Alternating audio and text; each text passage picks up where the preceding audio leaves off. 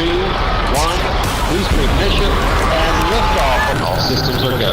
Welcome to the Lesbo and the Bean universe. Lesbo and the Bean.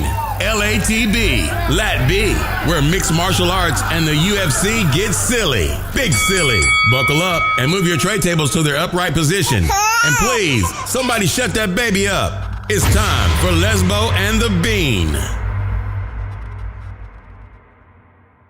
Welcome back. Episode 180, 195? 194. 194. I'm getting all over the place. I don't know. Is it 194? I'm all mixed up because it's the first weekend that I gotta go solo. I'm gonna have to go a little bit sober without the UFC. First time in over like 11 weeks. I don't know what to do with myself. A weekend's coming up and I'm like, well, there's some bare knuckle boxing going on. There's some jiu-jitsu going on. There's a little bit of KS whatevers. I'm gonna be able to find fights, but it's never gonna really satiate. It's never gonna fully encapsulate my UFC love. I am a top casual. And only watch mainly the top. How have you been, Lesbo? I am doing all right. I'm bummed there's no fights, but maybe absence makes the heart grow fonder. There's been some crazy good fights, and I don't want to get to a place where I am complacent on how amazing these guys are with or without their names. Like when a good fight's a good fight, and sometimes it happens the second fight of the night. Sometimes it happens the seventh. You know, they're not always the main event. So watching all the way through, I'm a little more than late casual. So most casuals know, most casuals are talking about right now, Conor McGregor and Habib Nurmagomedov. Apparently he married a towel. My bad. That was deleted. But Conor McGregor throwing blows at the family, wives, and a lot of people saying that this is out of bounds. This is one of those few territories that it's like, no. You talk about fighting, and we already saw how the first fight went, so it's really weird that this is happening, but I'm sure you've seen these tweets. I'm sure you've seen the reply of, you are a hypocrite, rapist. Which you are a rapist. Damn! Little better than, I'd much rather marry a towel than rape somebody or be accused of it, I guess. I know, it's a weird argument, like, frightening time for women. Like, true, good point, great point. Either way, good point. The number one problem that I have with it, over the religion, is, you know, whatever you want to say about it, but I don't like, you know, your homegirl. Imagine if somebody talked about your homegirl. Truth. I'd end up getting a little heated. That's where it's like, and, you know, whatever that whole day was to you guys and special, where you're like, you don't even know how beautiful my girl was that day. And she's a dime piece, by the way.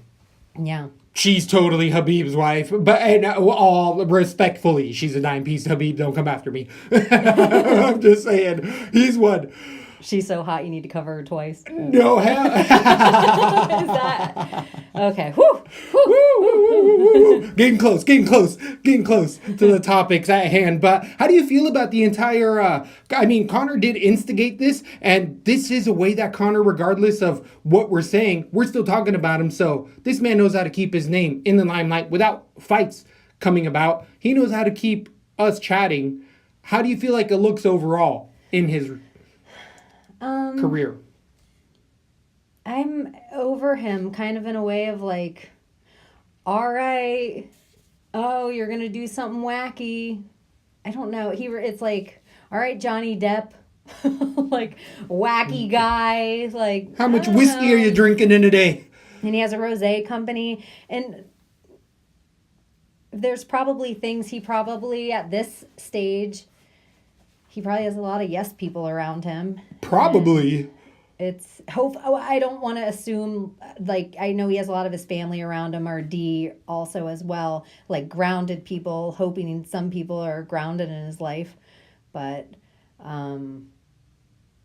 it's next level. It's like Conor has to take it to this game, and then it makes me think, is there gonna be another fight? Is this all just is this a WWE shtick just to build up? And we know what Connor does is his number one thing is he wants to eventually figure out the something so he can get you to blow your wad. Like, come out emotional. That's his shtick. It's true. And so he tried the whole first fight to hit buttons anywhere he could. And now it's like he's having to go to such a level that is dangerous, in my opinion. It's dangerous. Do you like even the energy of it? Doesn't it feel dangerous? Well, it just feels so weird that Connor's coming out here when he was thoroughly dominated in the first fight. Like, it wasn't even close.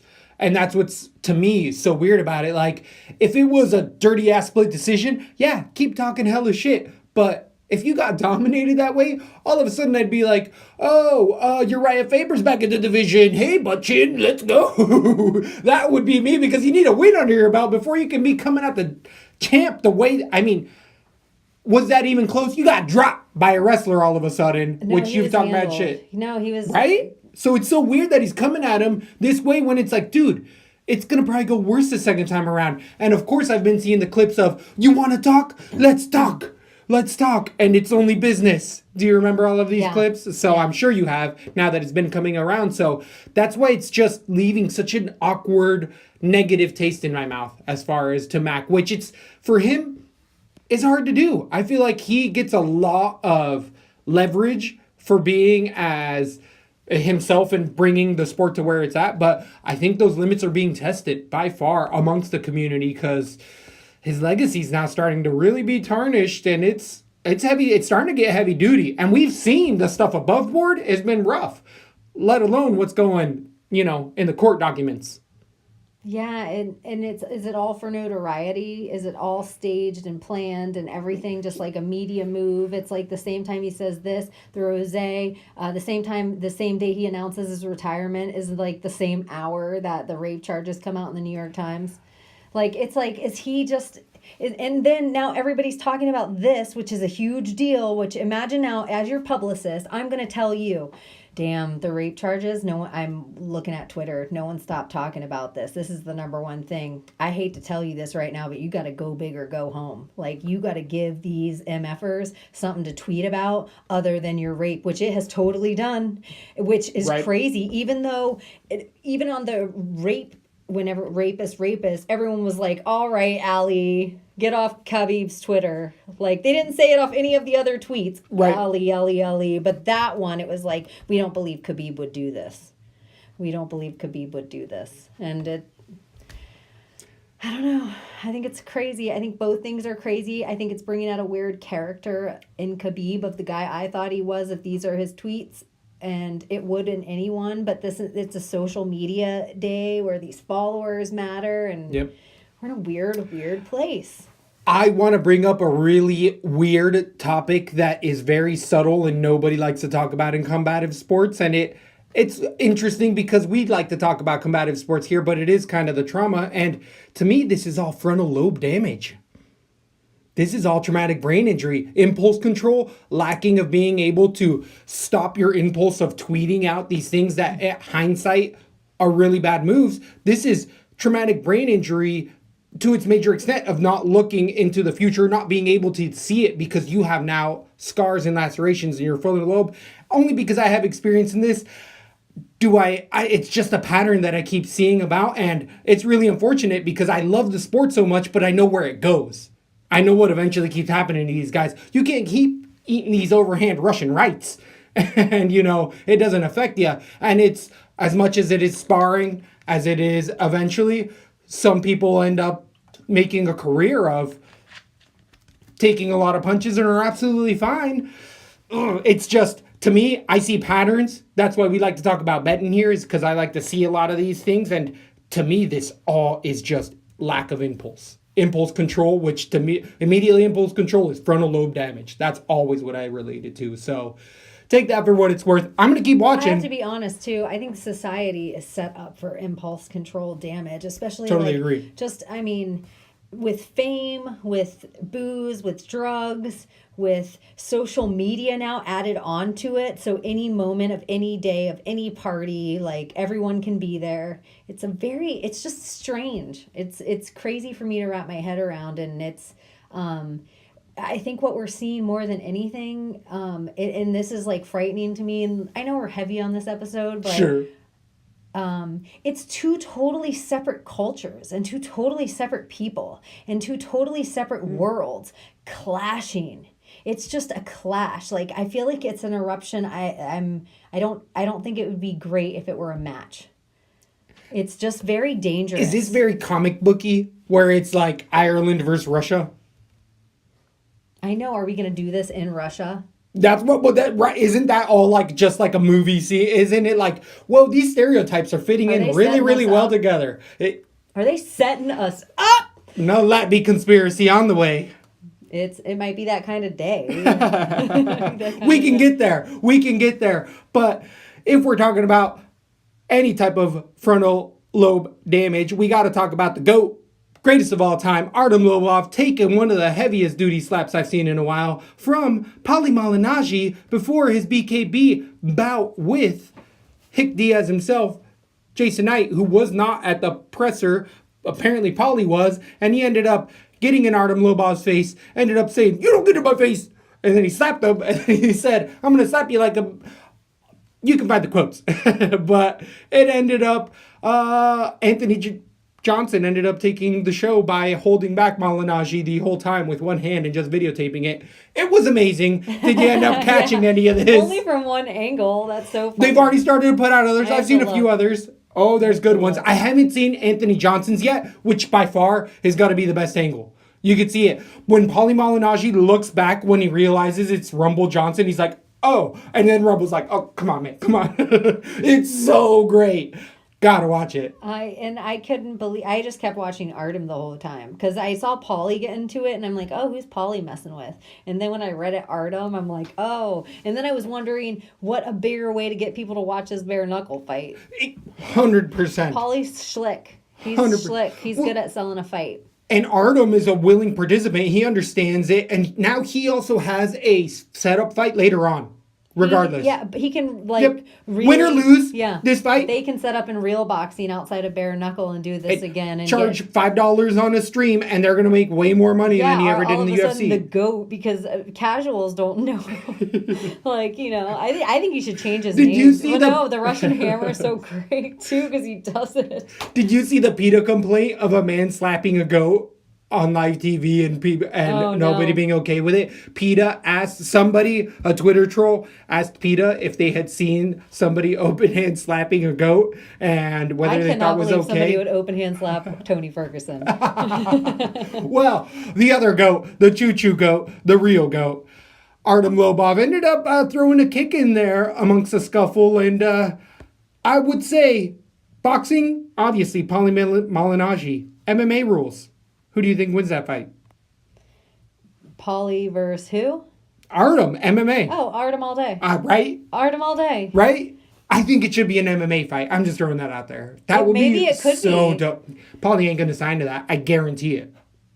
For enough money. No, Paulie ain't going to. If it's going to be a real fight, that's not like one of these WWE bouts that all these new guys are doing. That's not the way to go. Speaking of WWE, gotta throw it in there. You know, my girl Rhonda, she's been going high places.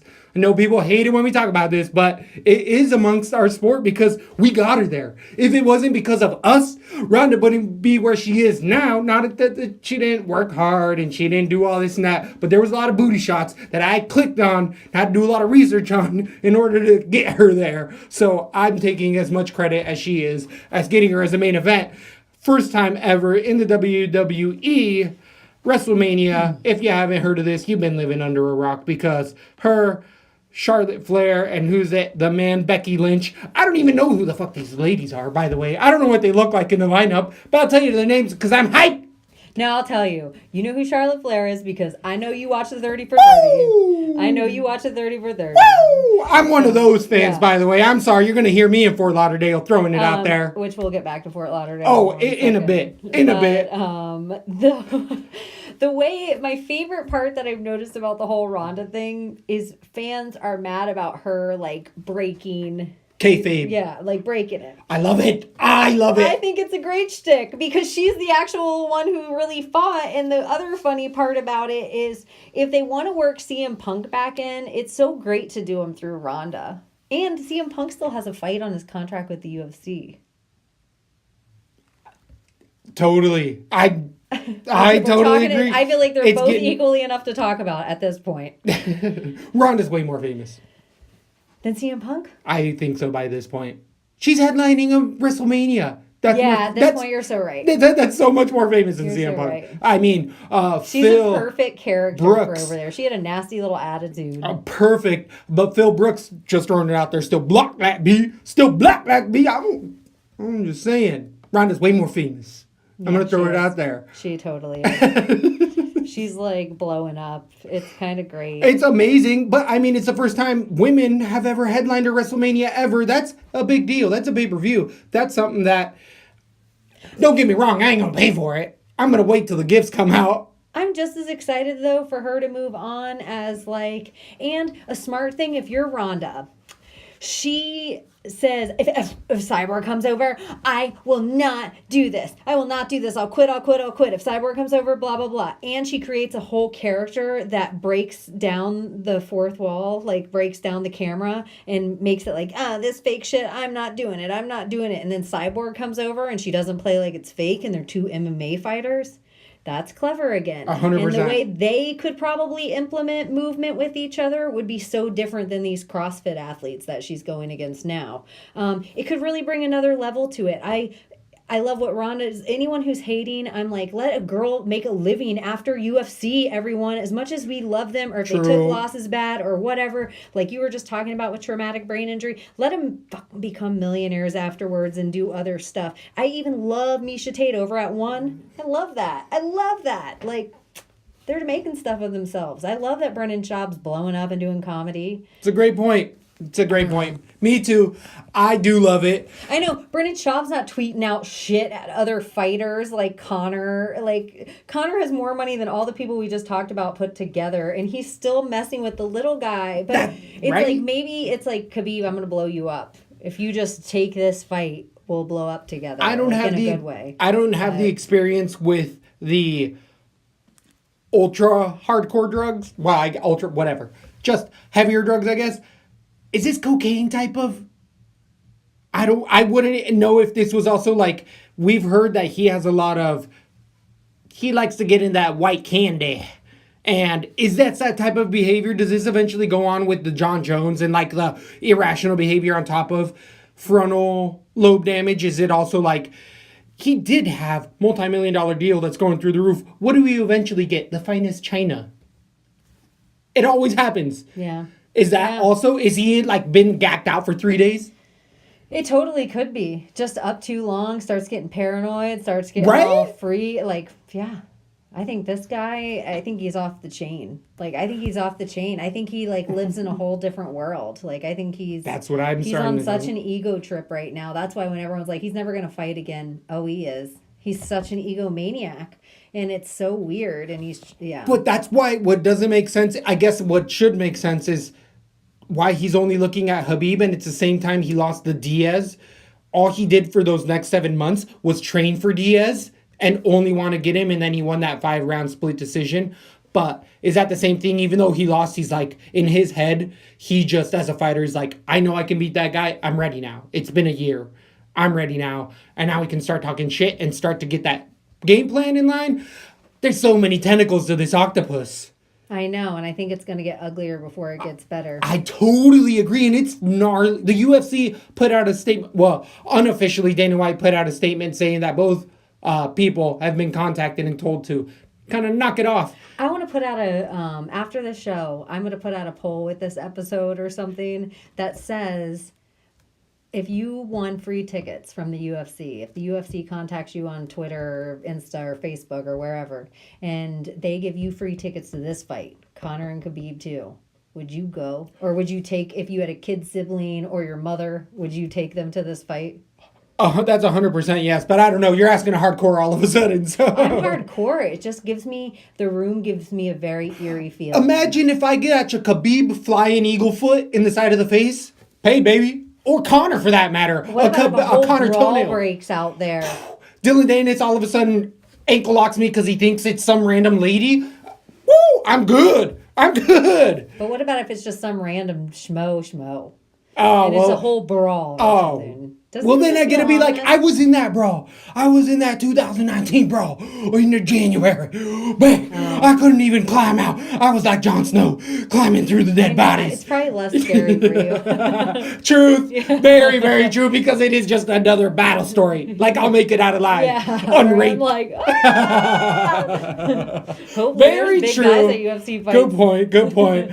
Lat B sticking together. I'm gonna be right there. We could sell them and then go to like 3 other fights. We could sell those tickets and pay for airfare and tickets to 3 other fights. That's a great point. Just Saying. So everyone would be like, hell yeah, I'd be there. Hell yeah.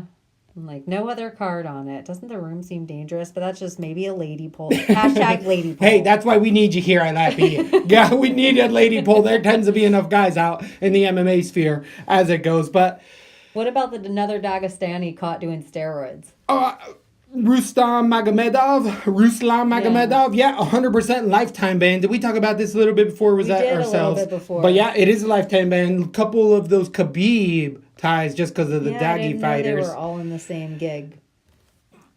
I'm not surprised.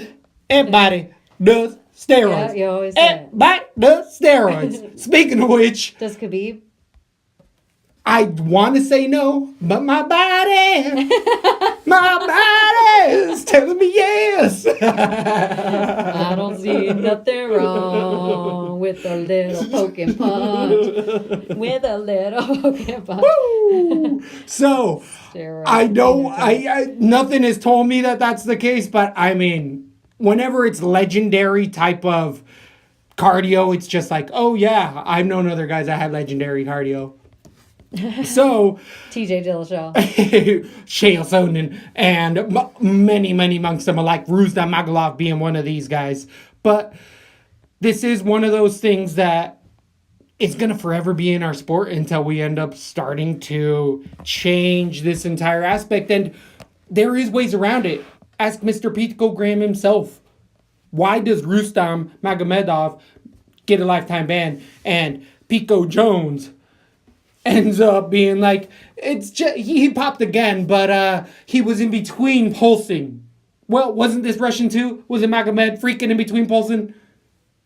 I know. It's just some people's mountains are a little bit higher than others. Exactly. But if they're on the same drug. But it can get there. It is achievable. It's a Mount Everest for someone, is a Mount other for someone else, hill, do you whatever. think any of it could have to do with that the UFC feels like Baby Ali management's getting a little too powerful and cutting some of the ties out of there? No, I don't think so, because he still has quite a bit of other fight.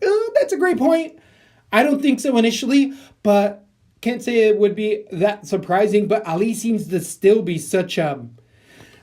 there is the squeaky wheel gets the grease, but eventually it gets replaced. And I feel like Ali's also getting in that point. As much as we talk about Mac, we've also highlighted here that Ali is for a manager, he needs to sit back and be more like the Kawas and all these other guys who you shouldn't really know their names. A good manager is the one you don't talk about. He doesn't need to be in the limelight punching Colby Covington, having an old lady break up a fight in a seafood line. Like letting you, here, kid, you can wear my jacket to Cejudo. And got us talk on the Ariel Helwani beef with Ali Abdelaziz. Did you see Ali throwing a little bit of shade at... No, I don't watch Ariel. Ariel Helwani via tweet. This might have been about a week and a half ago, maybe a little more recent. I feel like my Twitterverse has been blowing up nonstop, but Ariel Helwani ended up saying refuting the calling his bum team that he plays with a bunch of coworkers for basketball. Ariel didn't like that comment at all and said, hey, at least I don't have to pay a bunch of fighters and hire them in order to hang out with me and train with me and be in videos with me as I proceed my career. Boom. Love you, Ariel Helwani. Boom. Roasted. Love you, Ariel Helwani. So, super dope that he ended up getting him without. He hasn't been on that show this week since that ended up happening, by the way. But it is really interesting how we see Mr. Ali so present, and you just got to ask Noah what he's been up to previously, if you know what I'm saying. Noah. Ask Noah. Ask Noah. What happened to Noah? What else is happening away from all of that whole? All of that dirty dirtness. Yeah, what's some good We've had fights? some good fights. Oh, wait. Back to UFC Fort Lauderdale. Oh, well, that's a good fight. It started out as sad, and then it ended up in good news. There's really weird shit happening with this fight card. Not only did it officially switch from Miami, which you know how we like to party in Miami, so it was a hassle having to switch all those arrangements. Thanks, UFC. I'm going to get that money back. Thank ya. Ended up moving it to the BB&T Center in Fort Lauderdale, and that ended up switching from the original bout being Yo Romero versus Bohachina, Paulo Costa himself. Bohachina fell out due to injury. A lot of people thought it was steroids. Yo Romero even said it was steroids. Or he even said it was USADA. That's what I heard. Costa said, you don't know what you're talking about. And it's you who's on steroids. So either way, Rolando Souza, Jacare Souza ended up stepping in to fight Yo Romero at the BB&T Center. And as of late breaking about a day ago or so, Yo Romero has officially fought out against Souza in their round 2 fight. And we're like, now we're screwed. Now what are we going to get again here against Souza short notice? And Bohachina is the number 1 name in the category for stepping in. So he's not willing to fight Yo Romero, Bohachina, but he's willing to fight Souza. And Bohachina's now saying, oh, Yo Romero popped for steroids. Woo! What a actual turn of events. A literal turn of events. You want WWE? You want all this make-believe? Yeah, you all want this drama. How do you not see it's not here? Real life. This is real life happening. Not willing to fight Yo Romero or an injury that somehow got healed way before that time and willing to step back in against Souza on essentially 3 weeks' notice. I'm going to watch that fight. You know Lappy's going to be there live and in charge, making money, making plays. It's still a stacked card. There's 9 bouts. Well, 8 officially. 9 up in the air because Bohachina might step back in. There's still about 2 to 3 fights to fill in. So Fort Lauderdale still looking like it's going to be a fun night of bets. But you're leaving me in the air. I'm that prom date that didn't get the reply back. I just got the note with no mark, yes or no. It's just like, what does this mean? What's happening? What am I supposed to do with this? Am I just going to sit here? We always say our biggest fear is that everything will fall out at last minute. But everyone wants to be in Miami, right? Fort Lauderdale, it's just a hop, skip, and a jump away. Is it really? Yeah, it's only like a half hour away. Oh, okay. That ain't that bad. I'm new to the area. It's like 20 miles, actually. It's just because of traffic. You have to give, sometimes if it's a shit time of the day, it might even take you like an hour to get there. You know, like that Portland traffic. That big city traffic. So, how do you feel about this supposed new main event? It is actually a fresh matchup. I actually didn't want to see Souza versus Romero, so I kind of really am digging this more so than this number 2 fight. I'm like, oh, fresh matchup. Bohachina Souza, yeah, immediate contender. If he wins, if he loses, doesn't really hurt him that much. I love it. I first was super bummed, and then after I thought about it, I was more excited because I did feel like for Bohachina, Yoel was a little too much too soon for me. It was. I totally agree. For the next fight, perfect, and maybe getting through a great grappler like Sousa with punching power as well. Just a little like the opposite type as Yoel Romero, but great, still one of the top guys. That's a good stepping stone. I don't even remember who his last knockout was, Bohachina. Johnny Hendricks? No, I'm lying. Yeah, I don't even. I'm totally off on that. But I just, Yoel Romero is one of the top of the top, in my opinion. I He agree. could have been the champion. Some people debated his last win with Whitaker. I'm not going to argue with that too much. The people that debate it, I saw it for the champion, but I'm not going to get angry. It wasn't a robbery either way. It was a very close bout. So, still super hyped for that Fort Lauderdale card coming on the 27th. But before that, we have Max Holloway versus Dustin Poirier. I mean, the two classiest acts amongst the entire week of all this. We haven't really even talked about this fight. We do have a sober weekend coming up here. No UFC officially in charge. So, we have another week to look forward to. The lines are starting to come out because it is going to be a pay-per-view. But it's really interesting how these class acts are kind of falling back to all of this trash and slapping and accusations and talk going on. That card, in general, how do you feel like it's going to go down being a pay-per-view off of a 2-week stint with no I can't fights? fucking wait! Right? I'm so out of a cannon for that. I am so excited to see Max Holloway up 10 pounds. And I feel like he's already so fast at 145. That speed is going to be dangerous to keep up with at 155. And Poirier, it's kind of the perfect level. I don't think Max should fight the champ on the way in. And nor do I think he should have fought Tony Ferguson. Or I don't think he should have fought one of the top 3. I think Poirier's right there as like that 3 or 4 guy, in my opinion. So I think it's kind of a perfect fight for Max to walk into in the division, and for both guys, because Poirier has fucking grown so much that it's just interesting. It really is. I'm going to jump back to the Fort Lauderdale card because I was just talking about 8 official bouts. There is now 9 official bouts with that one up in the air with Bohachina versus Souza. We have Carlos Esparza versus L.R. Souza is now going to be fight. Oh, hold on. Souza fell out against Carlos Esparza for Fort Lauderdale, and stepping in is going to be Viara Jabrina, the Brazilian herself. She's going to be a short notice replacement in about 3 weeks against Esparza. So, I guess still back to 8 fights only officially. 8 fights. Up because somebody fell out. Up and down. Yeah, I'm excited, and there's some other little good fights on that pay-per-view coming in, so don't mind it at all. I don't even mind the 2-week break. I really don't. I totally agree. Some other stuff. It was getting a little bit heavy there for a time. We saw some killer knockouts. Like, I don't. How many weeks in a row? How many weeks in a row? Gosh. I mean, it started. It was a full-time job. It became a full-time job. For reals. Masvidal versus Thompson. Before that, or no, Masvidal Till. Then it was Pettis, Thompson. What ended up happening last weekend? Gaethje, Barbosa. 3 first-round knockouts. Last 3 weeks in a row, main event, and all underdogs? Unbelievable. Like, what an unbelievable year we've had so far. We're only 4 months in. All right, fight's coming. Masvidal, Askren, quick pick. It's official. UFC 239. That's we've the been headliner of 239. UFC 239. Good for Masvidal. He's finally at the headliner of pay-per-view. That's not the headlining pay-per-view bout, is it? Oh, I don't know. Oh, no, you're right. It's on a big fat It's card. On a John huge Jones card where John I'm Jones, like, Holly it's Holmes. kind of buried. I would honestly love that on an ESPN type of a headliner. To be the headliner of Yes, ESPN. exactly. To be a 5-rounder and on its own. A 3-rounder. Ugh.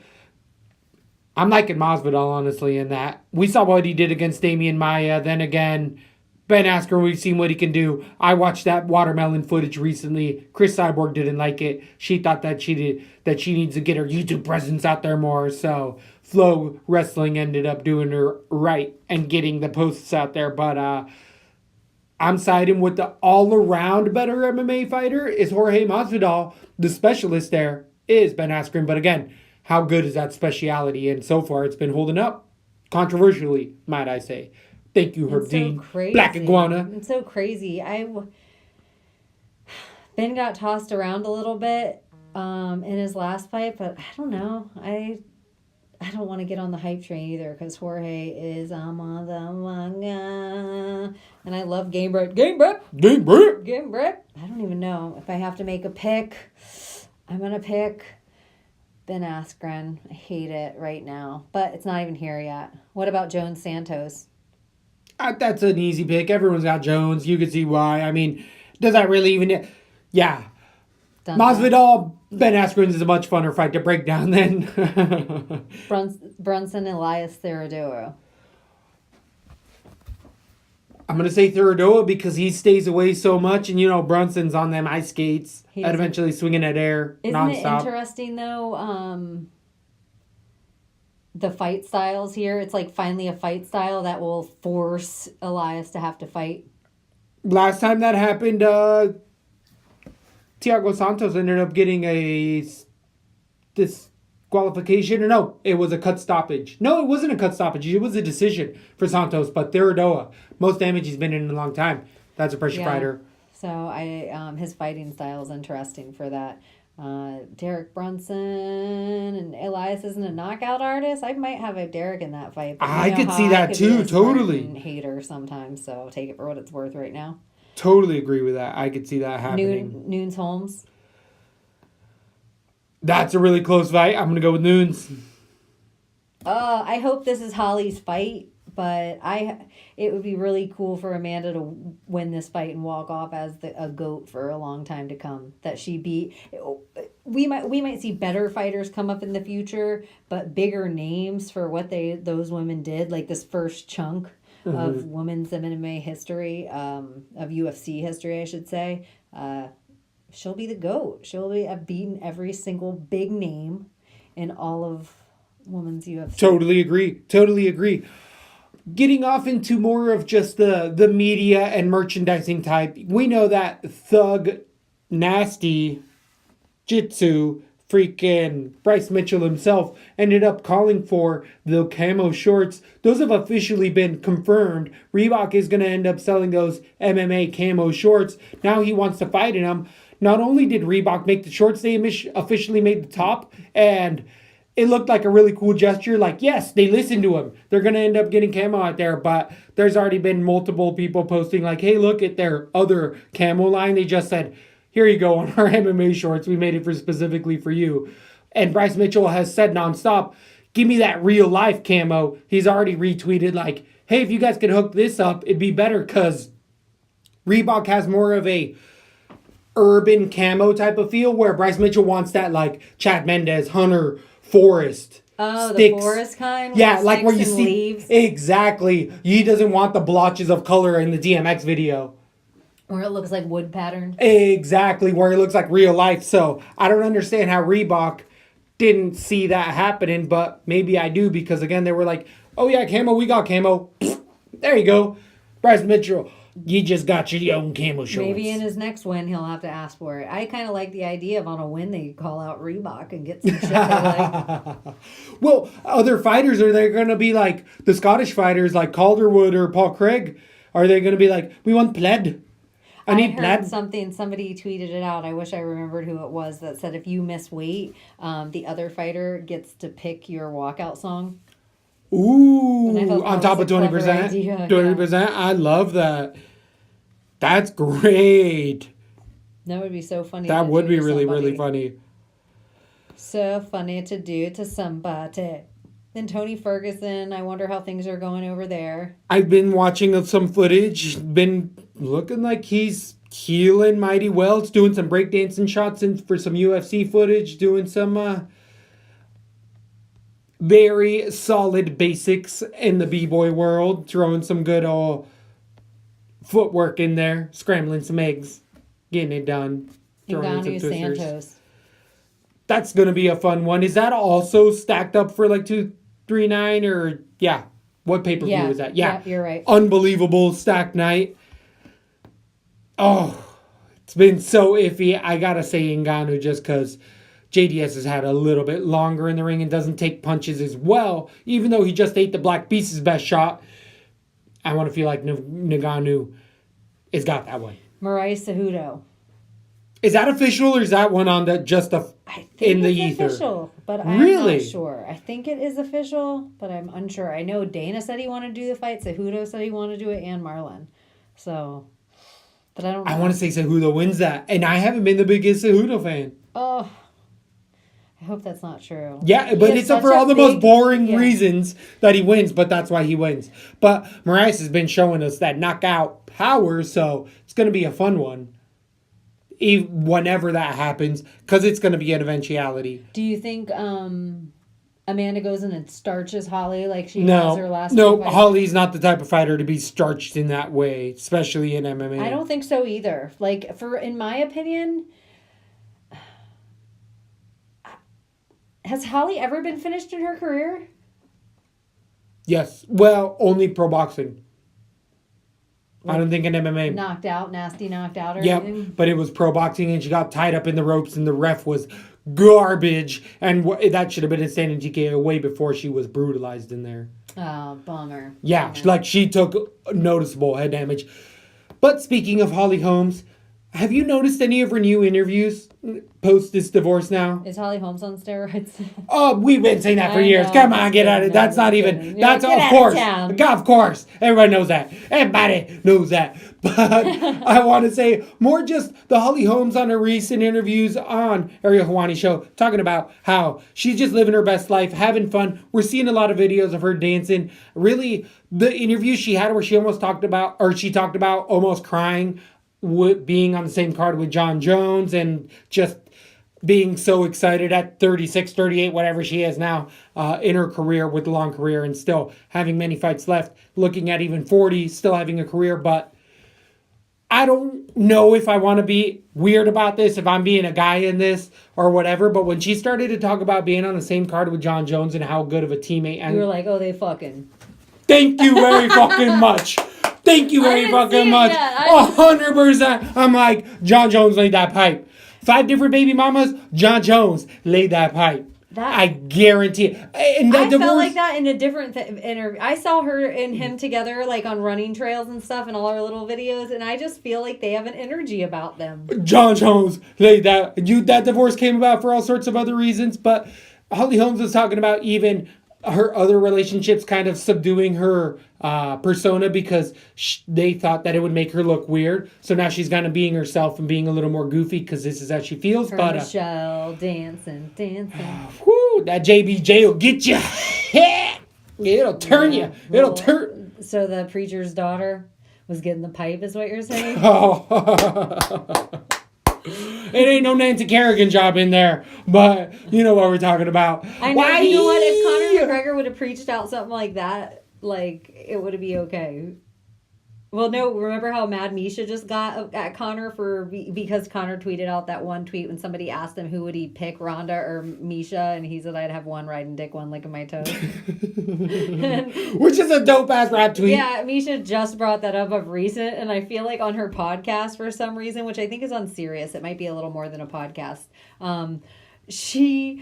When she heard herself say it, or whoever was sitting across from her, I feel like they laughed at it the same way you did, and it made her. Yeah, I know it's kind of funny, but it's really insulting. Because it's a rap lyric. Yeah, that's where I was like, she. I think somebody had to tell her the joke later. I totally agree. Do you think Misha Tate ever listened? I mean, she's got to have listened to Notorious B.I.G., but I don't think she knows rap lyrics like most people. I don't know. She's an Alanis Morissette type myself, I think. Or the Cranberries. I could see them into country. Oh yeah, yes, that sounds far off. I don't know why I feel like she'd have a truck and the windows down. I feel like that's in the same boat though, as I'm saying with Alanis, because she's a little more lady, so you can throw them. But she's also Tanya Tucker. Get a little Tanya, little Reba up in there. My girl, getting it done. Getting her little Reba. She's getting fancy. What about weird one? And we can get out of here if you need to. But Jimmy Rivera, Peter Yan. Oh, that's Peter Yan all day. All day. Peter Rivera's at the end. Yeah, Jimmy Rivera I think is more on the end. The other fun Jimmy one. Rivera, yeah. The other one that I thought you were going to bring up that could be really, really fun is the Jimmy Manawa versus Rakic. Lesbo being a big Rakic fan for a long time, picking him nonstop, and he's been coming through looking like a beast. I'm finally on that bandwagon. How do you feel about that one? I might go with Rakic again. Might? It's kind of the same boat as the fight that you just asked me about. I'm like, is Jimmy Rivera done? Is Jimmy Manawa done? We've been saying it for years. Here Yeah, at Lab I B. really like Rakitic, but isn't he going up a weight class or no? He's always been at 205. I think he's always been he could be going up, but he looks like that body city though. Yeah, he is all if he bodied moves up, you're gonna be like, Jesus, how did you ever make the lower weight class? I don't know. I know I'm scrolling through the internet to see if there's any other fights, and I'm just like, Connor took down the tweet, and then it's everywhere with you're a towel, and it's just, it's upsetting to me though, the Daniel because I do think it's so disrespectful in a way of like, whatever, like, I don't know. It is disrespectful, but the internet's got the internet. Have you seen the Daniel Cormier? Talking about it, God. It worked. You got us. It worked. Daniel Cormier being memed in to next to Khabib. Have you seen that? Where it's Towelgate Daniel Cormier next to Khabib at the wedding. It's horrible, and it's not classful. That is the funniest one. That is so funny. It's so bad, and it's so funny, and they're training partners. It's boys being boys. I see people out of the sphere of UFC fighting at all talking about this. I see other people talking about this as well, so it's a big deal. Like, it's always Connor. It's been the main theme of our show here. Connor-juals. They're like, they're worse than casuals. There are people that just come on with Connor news. Ooh, I like that. Yeah, there's got to be a name for it.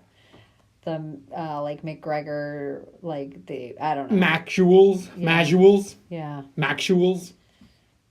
Yeah, somebody come up with something clever. Get better than Maxuals. I dare you. Let us know on Twitter at Zoltanite at Weakneck Baby. Yeah, you don't think anything's worse than casuals? Maxuals. Maxuals. What about if it's casuals? Casuals. I like that as well. That's it, and we spell it Mac. Casuals. Yep. I totally agree with that. If you have something better, let us know at Lesbo and the Bean. Find us on Instagram. You know where you can get us on YouTube, Facebook, all of it. We getting deep in this piece. Yeah, you need to go, and if you're not a social media person, the Instagram's definitely worth a follow, and there's interesting stuff all over the internet's why you still got it before Big Brother take it down, if you know what I'm saying. I don't know what other fight news is really going on, but we do have to tell everyone before we go to go to latherandcompany.com and use the code LATB15 while it lasts, because you guys, at 200, it might, when we get to the 200 show, that code won't be there anymore, because we might be changing the name. Interesting. What a cliffhanger we're going to end up leaving till the next show. Yeah, it's good enough for the next show, because you know what? There's no fights. You can't be mad at us. You like and subscribe if you miss us that much at all the places. And XOXO #Lappy. Let's move the beat. Thanks for listening to Lat B. For all things Lesbo and the Bean, head over to lesboandthebean.com or follow us on Instagram, Facebook, and Twitter.